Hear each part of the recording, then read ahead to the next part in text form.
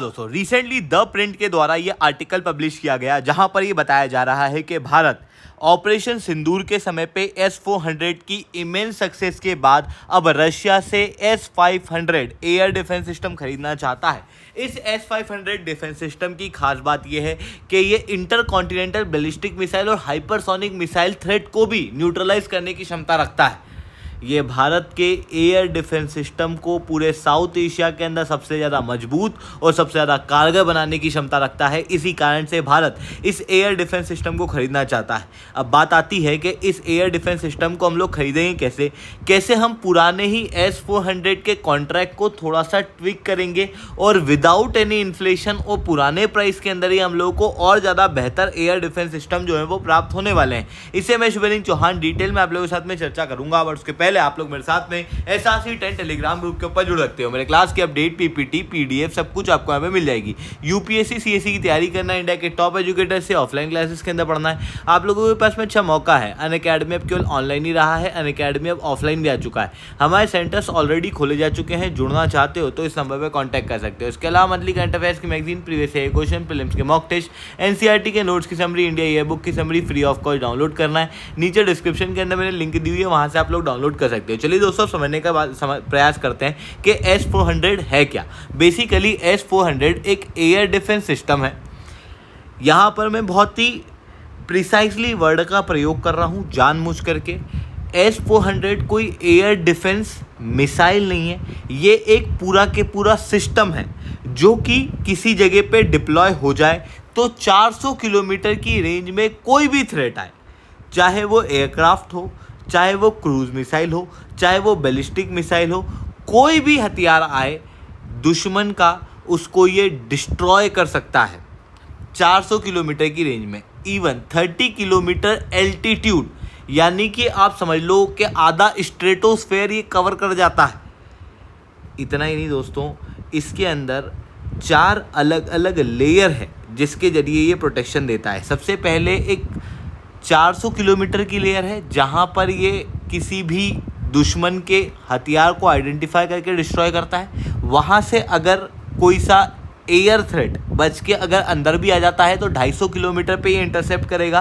फिर वहाँ से भी अगर बच के आ गया तो लगभग 120 किलोमीटर पे, और वहाँ से भी बच के आ गया तो लगभग 40 किलोमीटर पे ये डिटेक्ट करके उस थ्रेट को न्यूट्रलाइज करने की क्षमता रखता है। इस एयर डिफेंस सिस्टम की दुनिया में और कोई भी तुलना नहीं है। US, NATO फोर्सेस, पैट्रियट और कई सारे इस तरीके के सिस्टम को पेश करते हैं, बट उनकी कैपेबिलिटी S-400 के मुकाबले कहीं भी नहीं है। भारत ने लगभग 5 S-400 की बैटरीज रशिया से खरीदी थी, बट इन 5 में से केवल 3 जो है वो इंडिया को सप्लाई हुई, और भारत ने इन 3 S-400 की बैटरीज का बहुत ही बखूबी प्रयोग किया ऑपरेशन सिंदूर के समय पे। द प्रिंट का आर्टिकल बताता है कि लगभग 8 मई के दिन भारत ने ऑपरेशन सिंदूर के समय पर इस S-400 सिस्टम को डिप्लॉय किया था, और ये इतना बेहतर साबित हुआ कि सबसे पहले तो इसने 5 फाइटर जेट पाकिस्तान के उड़ाए। इतना ही नहीं, एक पाकिस्तान का एयरक्राफ्ट जो कि 300 किलोमीटर दूर था उसको भी इसने उड़ा दिया, और ये एक अपने आप में वर्ल्ड रिकॉर्ड है, क्योंकि दुनिया में आज तक किसी भी एयर डिफेंस सिस्टम ने इतनी लंबी दूरी पे सरफेस टू एयर किल नहीं किया है। इतना ही नहीं दोस्तों, भारत के air chief marshal AP Singh द्वारा कहा गया था कि ये जो सिस्टम है ये भारत के लिए एक गेम चेंजर है, जो कि भारत के एयर डिफेंस सिस्टम को पूरी दुनिया में सबसे ज़्यादा मजबूत बनाएगा। अब इस S-400 की इमेंस सक्सेस के बाद हम चाहते हैं कि जो S-500 है, यानी कि S-400 का भी अपग्रेडेड वर्जन, वो हम लोग लें। S-500 क्यों ज़्यादा बेहतर है S-400 से? तो देखो, S-400 400 किलोमीटर की रेंज में किल करता है, वहीं S-500 600 किलोमीटर की रेंज में किल करता है। वहीं S-400 जो डिटेक्शन करता है, मतलब क्या हुआ कि जैसे कोई भी एयर थ्रेट आ रहा है ना, तो एयर थ्रेट को डिटेक्ट कर लेता है 600 किलोमीटर की रेंज में S-400, वहीं उस थ्रेट को न्यूट्रलाइज किया जाता है 400 किलोमीटर की रेंज में। पर S-500 जो है उसकी डिटेक्शन रेंज लगभग 1000 किलोमीटर की देखने को मिलती है, और 600 किलोमीटर जो है वो उसकी किल रेंज है। इतना ही नहीं, S-400 जो है वो हाइपरसोनिक मिसाइल्स को पूरी तरीके से न्यूट्रलाइज नहीं कर पाता, बट S-500 जो है ना वो हाइपरसोनिक मिसाइल को तो न्यूट्रलाइज करता ही है, उसके साथ में इंटरकॉन्टिनेंटल बैलिस्टिक मिसाइल, लो अर्थ की जो ऑर्बिट सैटेलाइट्स हैं उनको भी ये न्यूट्रलाइज करने की क्षमता रखता है। S-400 100 टारगेट को टैकल कर पाएगा तो S-500 और ज़्यादा टारगेट को टैकल करने की क्षमता रखता है। ऐसी कंडीशन में क्लियर है कि S-500 एक अल्ट्रा वर्जन है, एक बहुत ही बेहतर वर्जन है जो कि एयर डिफेंस सिस्टम के पूरे मार्केट को ट्रांसफॉर्म कर सकता है, और भारत चाहता है इसी S-500 को खरीदना। अब भारत इसको खरीदेगा कैसे? देखो, यूनाइटेड स्टेट्स ऑफ अमेरिका का सैंक्शन का डर हमेशा बना रहता है। अगर इस तरीके के डिफेंस सिस्टम रशिया से खरीदे जाते हैं तो, पर भारत यहाँ पर बहुत ही सूझबूझ का प्रयोग करेगा। बेसिकली 2018 में जो S-400 का हम लोगों ने एग्रीमेंट रशिया के साथ में किया था उसके अंदर एक फॉलो ऑन क्लॉज था। फॉलो ऑन क्लॉज ये था कि 5 S-400 को देने के बाद अगर भारत को लगता है और 5 S-400 खरीदना है तो भारत सेम बेस प्राइस पे, बेस प्राइस सेम मतलब इन्फ्लेशन और करेंसी के फ्लक्चुएशन को कैलकुलेट करने के बाद में सेम प्राइस पे भारत को 5 और air defence system S-400 supply किए जा सकते हैं अगर भारत चाहे तो। अब भारत ने ना जब S-400 का उस समय पर कॉन्ट्रैक्ट किया था 2018 में, तभी भारत ने S-500 के अंदर उस समय पे इंटरेस्ट शो किया था। हालांकि S-500 उस समय पे बन के तैयार नहीं हुआ था, it was just an imagination.